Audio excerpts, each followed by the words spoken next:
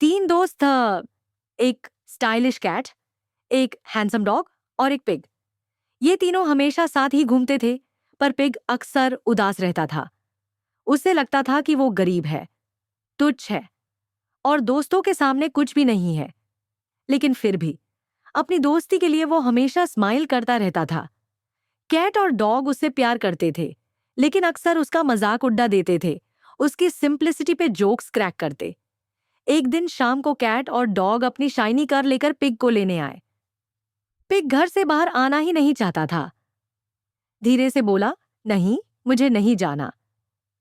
लेकिन दोनों दोस्त फोर्स करने लगे। डॉग बोला, जब तक तू नहीं आएगा हम भी पार्टी में नहीं जाएंगे। ये सुनकर पिग पिघल गया।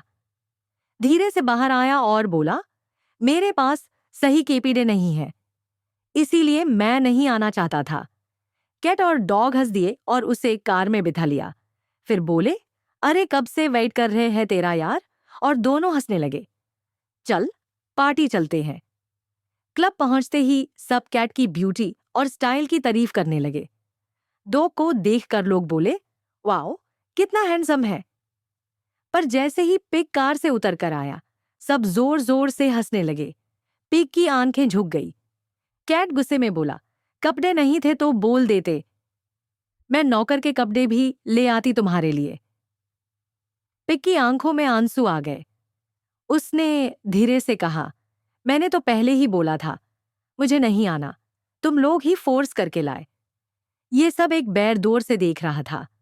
उसका दिल पिग के लिए पिघल गया और कैट डॉग पे गुस्सा भर गया। वो उन पे हमला करने आया, लेकिन पिग ने तुरंत उसका हाथ पकड़ लिया। नहीं बेर, रुक जाओ, ये मेरे दोस्त है। मुझे दुख दिया है, पर दोस्ती अभी भी है। पिग की बात सुनकर बेर शांत हो गया। बेर पिग को साइड में ले गया और उसे एक स्टाइलिश आउटफिट दिया। जब पिग नए कपड़ों में बाहर आया तो सबकी सांसें रुक गई।